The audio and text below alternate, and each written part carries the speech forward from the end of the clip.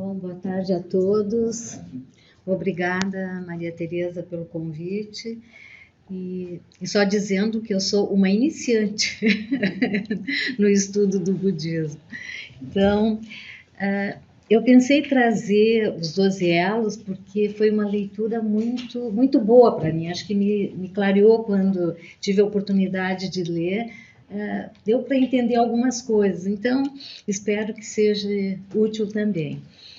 Então, eu vou dizer assim o que eu pensei fazer, então, uma breve introdução, depois falar sobre a figura que representa a roda da vida, depois fazer uma descrição dos 12 elos, falasse um pouquinho sobre eles, e depois, então, uma finalização.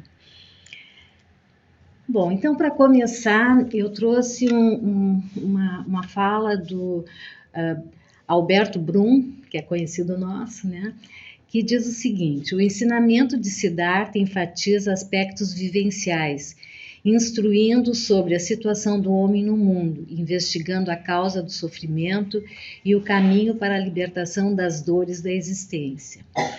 Também o mesmo autor diz o seguinte: indica que a libertação do sofrimento das etapas de chegar à iluminação, ela tem como caminho, né, as 4 nobres verdades, que são a existência de dukkha, que é o sofrimento na vida mundana, a causa do sofrimento, que é a avidya, e tem que se divide em duas: a ignorância primordial, né, e o equívoco do eu individual. E a possibilidade e a causa de cessar, né? Quer dizer, ela chama de niroda, que seria há essa possibilidade de ser eliminada, esse sofrimento. O caminho que conduz à libertação da causa do sofrimento, que são octuplo caminho, que então eu trouxe só para dar uma relembrada, né, assim, rapidamente, que seria o nobre caminho, ou também dito caminho dos 8 aspectos, que seria a compreensão correta. Motivação por trás de nossas escolhas faz toda a diferença. Intenção correta. Pensamento também é ação e ajuda a criar nossa realidade. Importante é aprender a perceber aquilo que pensamos e agir no sentido de mudar ciclos mentais. A fala correta, palavras inúteis, magoar as pessoas com aquilo que falamos pode trazer muito sofrimento. Ação correta é nossa maneira de agir que vamos construindo aquilo que somos ou seremos. Meio de vida correto, ter um trabalho honesto que não cause mal a ninguém. Um esforço correto, a importância de mudar todas as atitudes, pensamentos, palavras e modo de viver que estejam nos fazendo sofrer ou aos outros. Atenção correta sobre o que sentimos, pensamos é a nossa maneira de agir. E a concentração correta é uma ferramenta poderosa que pode nos ajudar a ter atenção, pois todos os ensinamentos estão interligados e a nossa capacidade de concentração que irá garantir uma vida mais plena e com menos sofrimento. Então, acho que dá-se um breve capítulo de o que se pode fazer, né? Então, para a gente sair desse sofrimento. Então, a roda da vida representa um círculo interminável de nascimento, morte e renascimento. Os desejos e ilusões mantêm os seres aprisionados na roda da vida, os impedindo de encontrar o caminho da iluminação. A roda da vida também é composta por diversos símbolos, além de demonstrar os chamados 6 reinos da existência, que são lugares alegóricos onde os seres renascem, que é essa a representação, então, da roda da vida. Bom, aqui também trouxe assim um pequeno resumo do Sansara, né? Ele é compreendido como renascimento ininterrupto, sem liberdade ou controle.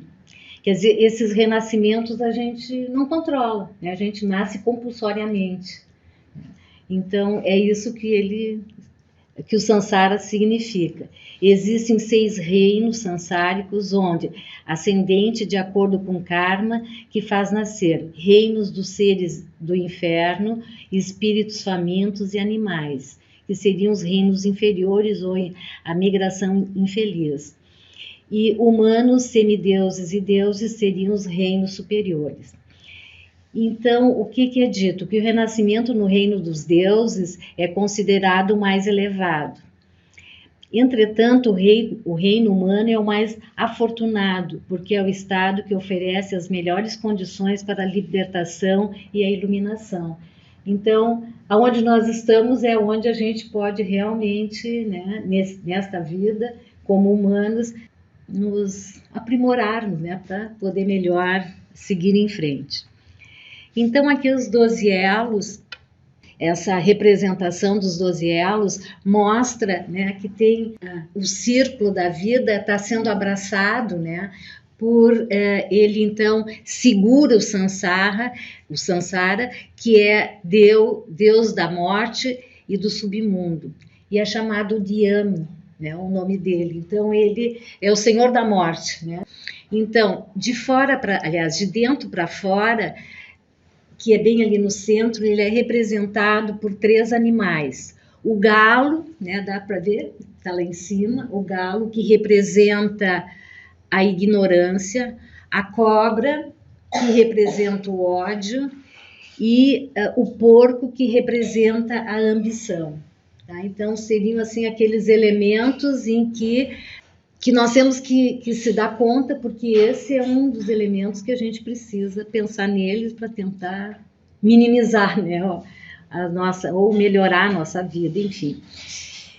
O círculo maior, que é esse que está em volta, é o segundo, ele tem um fundo branco que representa a ascensão e um fundo preto que representa a queda dos seres, de acordo com as suas ações na vida. Então, aqui mostra, vamos supor, as situações inferiores, enfim, está no mundo mais cheio de problemas, dizer que tem uns animais, umas pessoas soltas, e no outro significa pessoas que estão no caminho.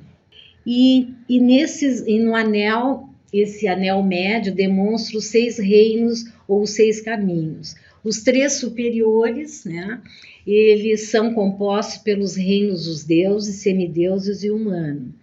E o reino inferior é composto, então, dos seres do inferno, espíritos famintos e os animais. Então, ele está representando esses 2 mundos, né? E a parte externa da roda da vida, ele simboliza os 12 elos da cadeia de interdependência, os quais se apresentam como um ciclo interminável de uma vida não iluminada. A quebra do Sansara resulta da quebra desses elos. Então, acho que assim, a preocupação é realmente poder sair, né, desse ciclo de morte e renascimento, que é o ciclo, né? E aí, então, é essa representação. E os 12 elos são ignorância, vontade ou impulsividade, consciência, apego, desejo, existência, nascimento, nome e forma, ilusão de uma existência independente, 6 sentidos, contato, nascimento, velhice e morte.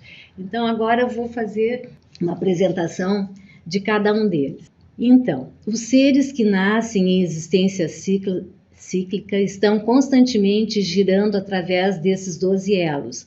Esse é o ciclo da vida. Quais são? Ignorância é o primeiro dos elos. Se apega à visão de um self verdadeiramente existente. Ignorância é a raiz e a origem de todo o sofrimento. Agarrar-se ao self muito fortemente. Então, a ignorância é uma das questões básicas, porque se a gente não consegue ter uma clareza, a gente começa a ter atitudes que geram karma. Então, a ignorância é um aspecto bastante importante. Então, ele dá exemplo, é o Rishen, ele diz: eu quero felicidade. Esse forte sentimento de eu é sua principal característica. Como resultado desse forte vínculo ao eu, surge o apego. eu quero isso, eu quero aquilo, e outras vezes surge o ódio, eu não gosto disso, eu não gosto daquilo. Essa ignorância dá origem a todas as outras raízes e ilusões secundárias. Como resultado disso, nos produzem muitos tipos de karma. Então essa eu acho que é uma das questões assim bem importante. Outro exemplo que ele dá, que é o exemplo de um forte ódio surge da ignorância e buscamos de outros seres verbalmente. A gente abusamos de outros seres verbalmente, criando karma negativo da fala. Se atacarmos outro ser como resultado desse ódio, criaríamos karma físico negativo. Quando cometemos ações negativas, como matar, roubar ou mentir, estamos criando as causas para misérias futuras. Então, acho que assim ele coloca que todas as nossas ações são resultados de nosso karma futuro, que pode ser tanto negativo como pode ser positivo também, né? Podemos ver que tal infelicidade está enraizada na nossa ignorância, que se apega ao self muito fortemente, como verdadeiramente existente. O karma positivo também pode ser criado com base na ignorância. E aí ele dá um exemplo. Se desejamos fortemente obter uma vida humana como meio de perpetuar o nosso self, para fazer isso nós devemos então nos comportar eticamente e salvar a vida dos outros. Quer dizer, então eu também posso, por exemplo, fazer ações porque eu quero ter uma vida, quero ter méritos para mim poder voltar, mas não é no sentido de voltar para ajudar os outros, é no sentido de eu poder desfrutar de uma nova vida humana. Então, por isso que ele diz que também esse karma positivo também é a intenção é egoística também, né? Isso produz ações positivas. Podemos ver, portanto, que todo karma que amadurece na existência cíclica é produzido com base nessa ignorância, que aprende a si mesmo como possuindo a verdadeira existência. Então, eu acho que fica assim claro que a ignorância é um elemento super importante da gente se dar conta.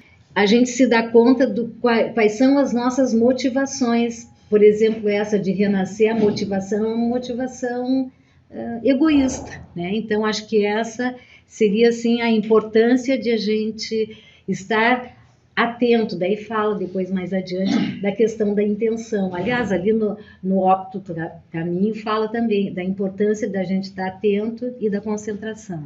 A gente acredita que o eu ele tem existência independente de qualquer outra coisa, mas que na realidade não existe nada sozinho, né? Então existe tudo é interdependente, quer dizer, essa é um egoísmo, quer dizer, é uma compreensão equivocada, né, de que o eu ele está separado do outro. O olhar é da existência humana, né? Então esse ciclo da vida ele está tratando da existência de todos os seres, né, que se comportam desta forma. E também ele fala da ignorância primordial, né? Quando eu comentei lá na frente da ignorância, ela tem uma ignorância que ela, vamos por assim, é inata, né? Como se viesse junto. E depois aquela ignorância que é do nosso cotidiano, do nosso viver, né?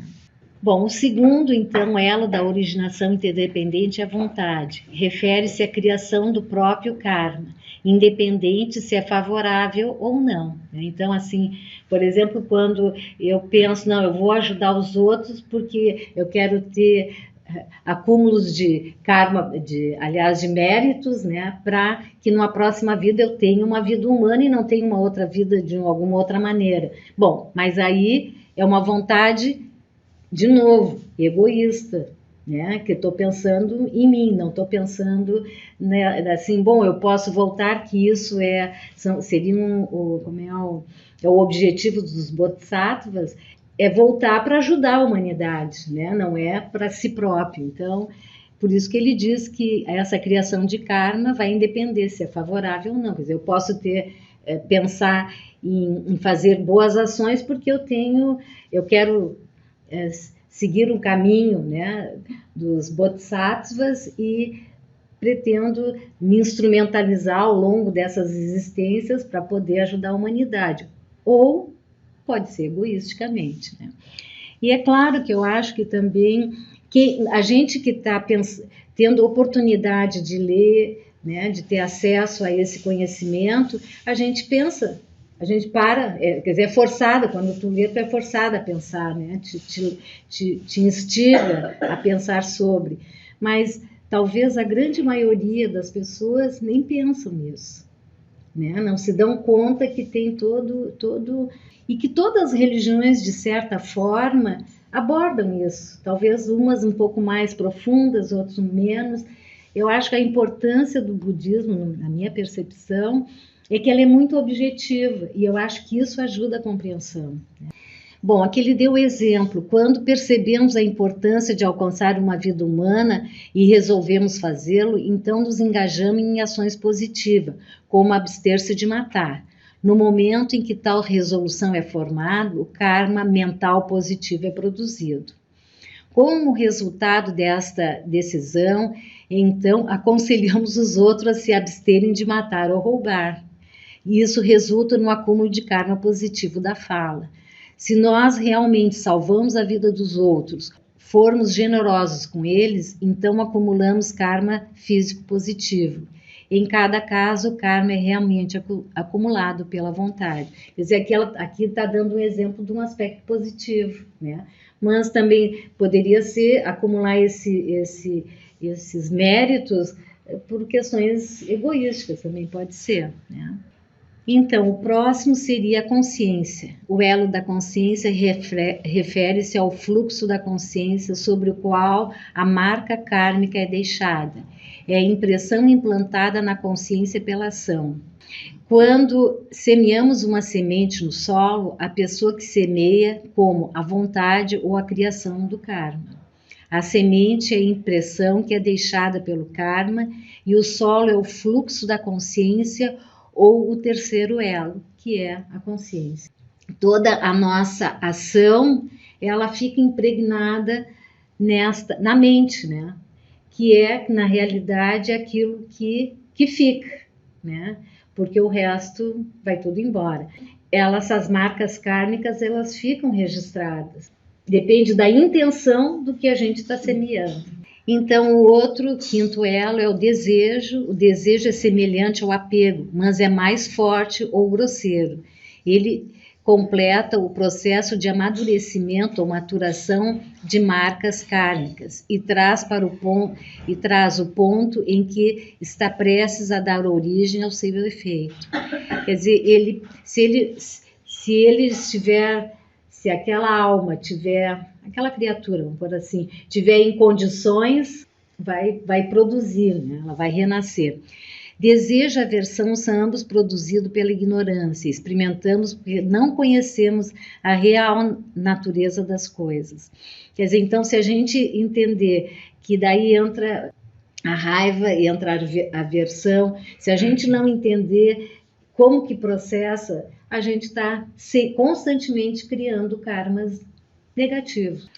E eu acho que isso ajuda a gente a pensar, né?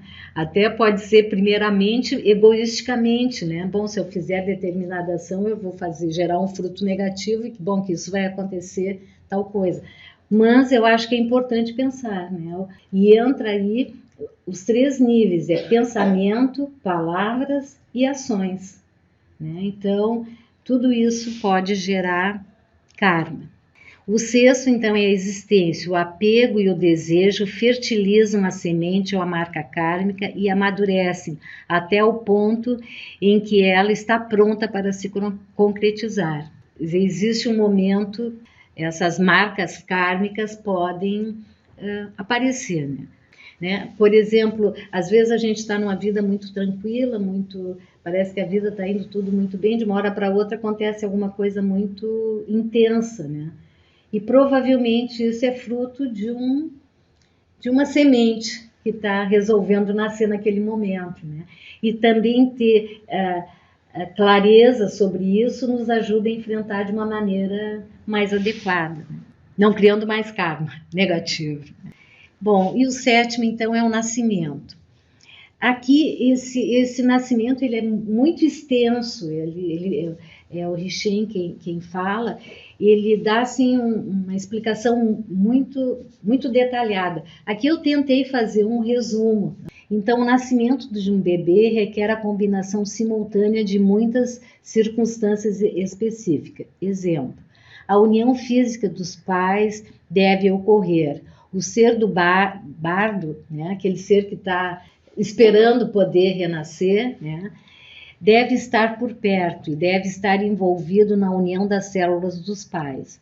A relação sexual necessariamente resulta, é claro, em uma gravidez, de modo que também aqui certas condições são necessárias.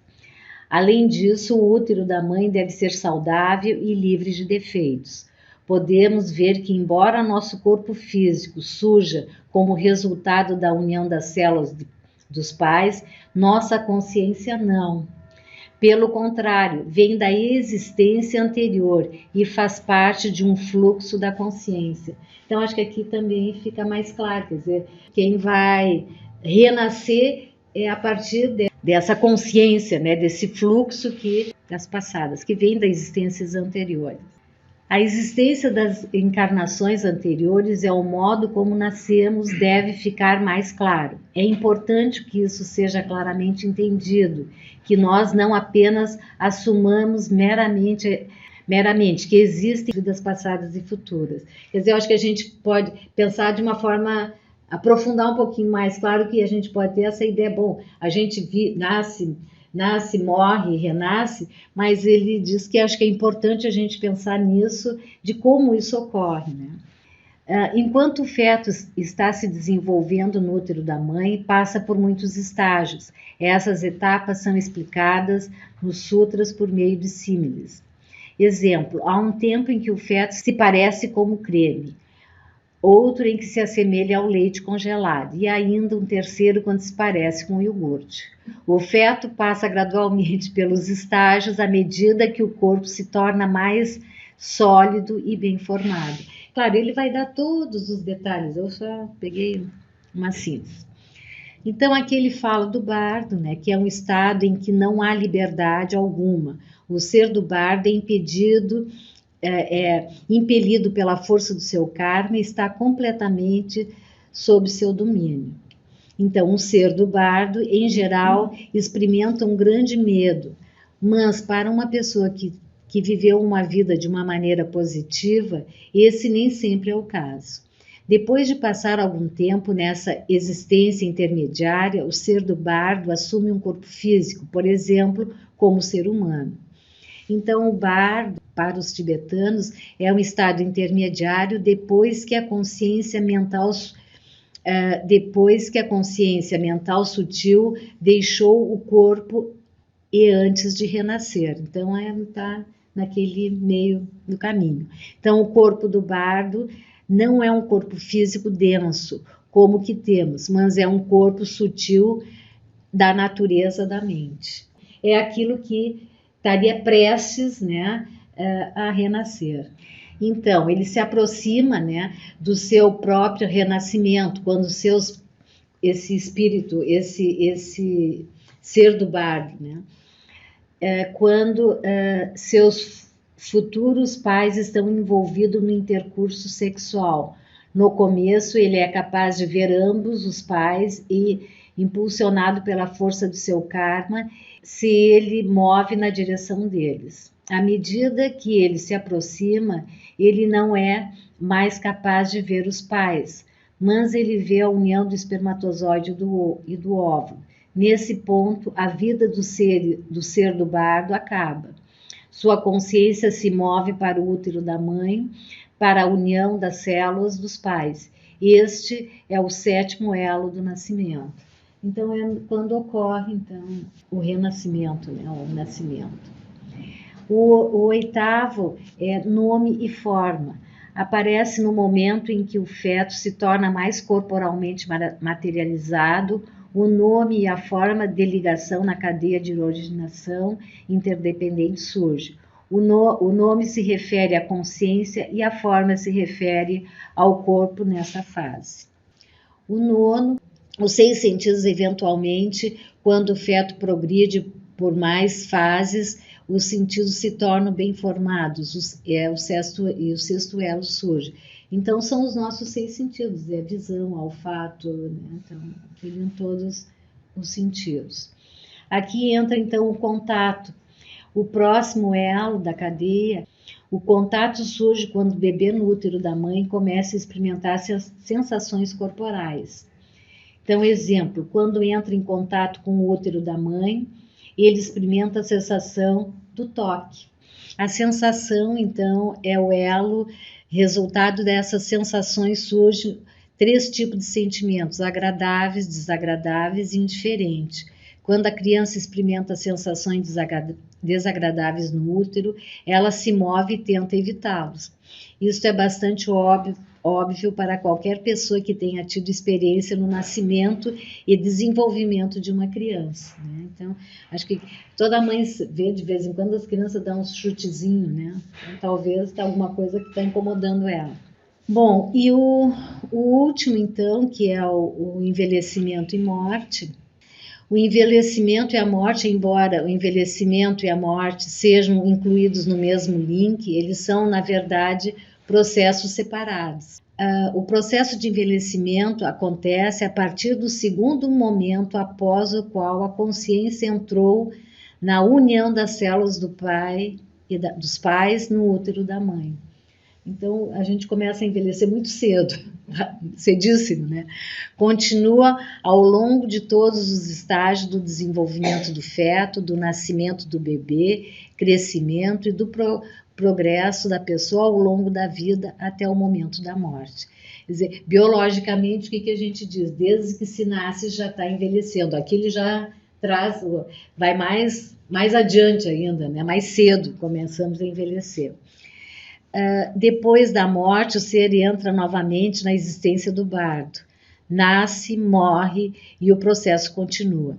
Desta forma, impulsionado pela força do karma e ilusões, o ciclo de nascimento continua indefinidamente. É o significado da existência cíclica através da qual estamos passando. Isso significa girar de novo e de novo através desses 12 elos da originação independente. Portanto, a existência cíclica não é um lugar, uma grande cidade ou um mundo. É o próprio círculo. É dessa maneira em que um ser nascido como humano dá voltas através dos 12 elos. Mas o processo é o mesmo. O bardo é um estado em que não há liberdade alguma. O ser do bardo é impelido pela força do seu karma, está completamente sob seu domínio. Quer dizer, ele não tem autonomia, né? Só quando tiver em condições é que o karma diz, não, está na hora, então ele vai lá. Bom, então, finalizando. Todos os sofrimentos de todos os seres em samsara são produzidos pela mente. Os seres fora do samsara, nem em bem-aventurança permanente, esses estão como resultado do desenvolvimento da mente. O corpo e a fala apenas são servos da mente. Então, acho que assim também é bem importante, porque a mente, na realidade, é a grande preocupação. Quer dizer, nós temos que cuidar da nossa mente. Claro que temos que cuidar do resto, mas a mente é muito importante. Cada uma de nossas ações é um elo na cadeia sem começo, porque o samsara não tem começo. Ele pode, entretanto, ter fim. Para compreender essa cadeia, é necessário entender relação entre mente e corpo. O karma resulta de kleshas, impurezas mentais. Karma e kleshas são consideradas avaranas, que significa envoltórios, que cobre a mente, obscurecimento, a realização do nirvana. Aí entra toda a questão, vem a questão da ignorância, porque a gente não está tendo clareza, né, da nossa mente. A ignorância do eu e sobre os fenômenos externos é a raiz de toda impureza mental, karma e sofrimentos. Para remover o sofrimento, devemos remover completamente essa ignorância. A única maneira de fazer isso é em shunyata, meditar em Shunyata, vazio ou vacuidade, que é saber que esse eu não tem existência independente, né? Ou que todo eu é interdependente do outro, né? A mente, o reto pensar, tem papel central na construção do futuro. Então, isso é segundo Brum, como com paz interior e com prática da reflexão e da meditação, procurar entender as 4 nobres verdades e chegar a um estado de sabedoria, a prática das virtudes e a reta atenção. Então, acho que aqui ele dá umas dicas, né, do que a gente tem quais são as dicas para a gente pensar, né? Então, o reto pensar. Então, a mente, bom, já sabemos que a mente é muito importante. O reto pensar, que é fundamental para essa construção futura, né? E talvez a gente se preparar para não nascer mais compulsoriamente. Com paz interior e a prática da reflexão e meditação, procurar entender as 4 nobres verdades, que a gente já falou lá do início, e chegar a um estado de sabedoria. A prática das virtudes, aí a prática das virtudes entra o Santideva, né? Com as 6 virtudes, e a reta atenção. Purificar a mente, e quais são, né? Quais são esses elementos importantes? É purificar a mente, ter um bom coração, eliminar a ignorância e o sofrimento, viver em harmonia com os outros e com a natureza. Com discernimento e clareza mental, deve-se buscar a reta visão do Dharma, né? Conhecer a sabedoria. Tem as referências. E obrigada.